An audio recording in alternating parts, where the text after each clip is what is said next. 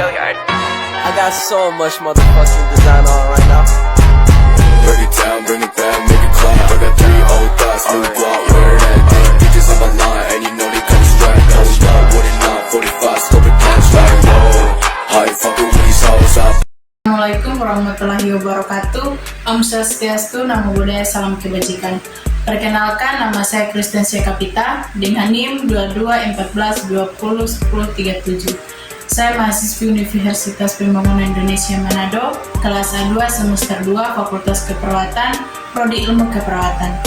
Video ini saya buat dengan tujuan untuk memenuhi tugas ujian akhir semester dengan mata kuliah Farmakologi Keperawatan dengan dosen pengampu Apoteker Merdi Erkansil S.Farm M.Kas.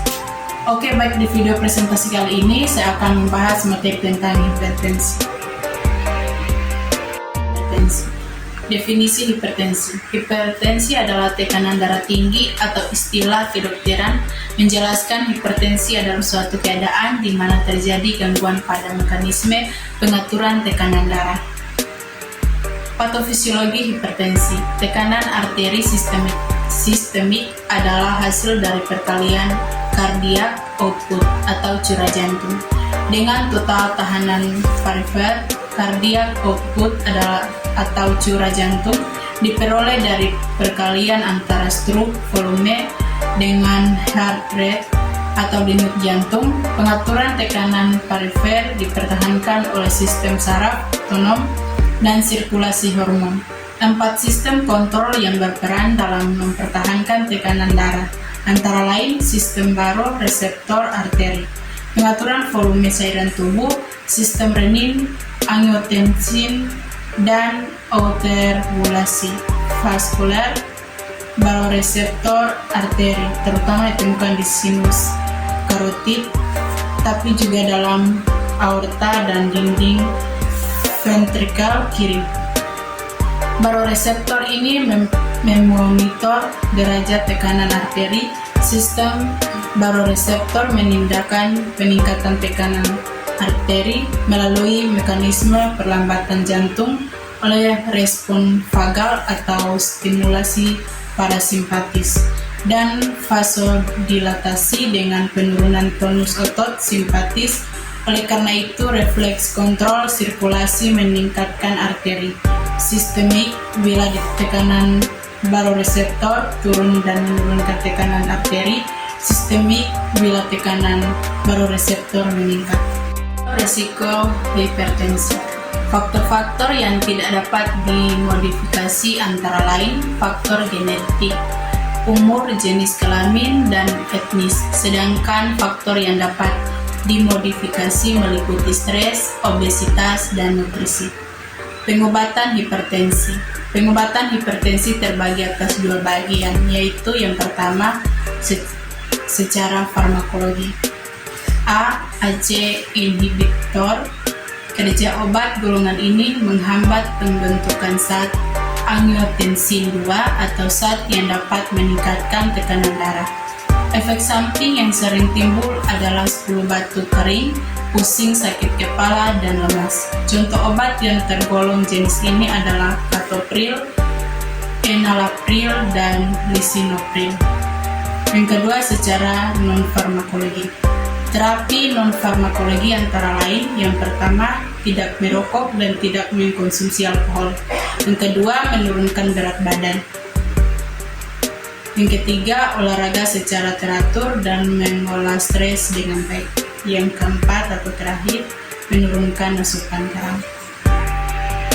Selanjutnya, klasifikasi hipertensi.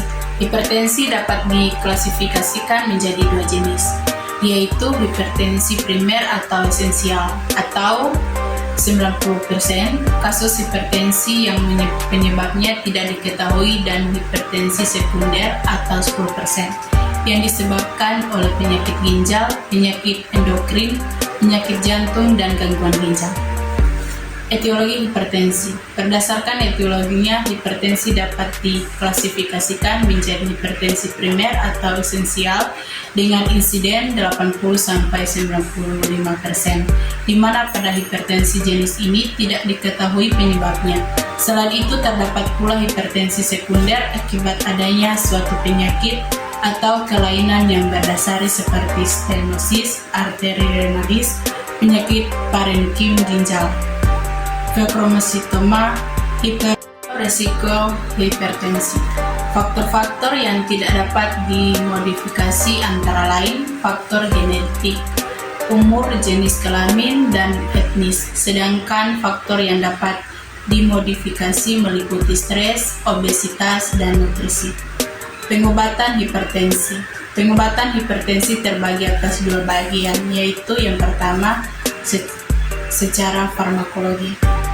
A. ACE inhibitor. Kerja obat golongan ini menghambat pembentukan zat angiotensin 2 atau zat yang dapat meningkatkan tekanan darah. Efek samping yang sering timbul adalah 10 batu kering, pusing, sakit kepala, dan lemas. Contoh obat yang tergolong jenis ini adalah captopril, enalapril, dan lisinopril. Yang kedua, secara non-farmakologi.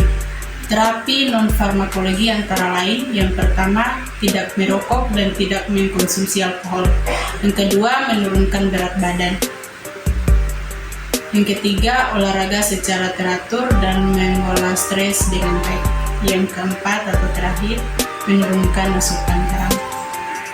Oke, baik, sekian video presentasi saya. Jika ada salah kata, saya mohon maaf. Sekian dan terima kasih. Universitas Pembangunan Indonesia Manado. Bagi teman-teman baru lulus SMA, SMK, masih bingung masuk di mana, mari Jo bergabung dengan Torang Universitas Pembangunan Indonesia Manado, karena Universitas Pembangunan Indonesia Manado memiliki 6 fakultas dan 8 prodi. Khususnya bagi teman-teman berminat untuk menjadi perawat, mari bergabung bersama dengan kami, keluarga besar Fakultas Keperawatan Universitas Pembangunan Indonesia Manado.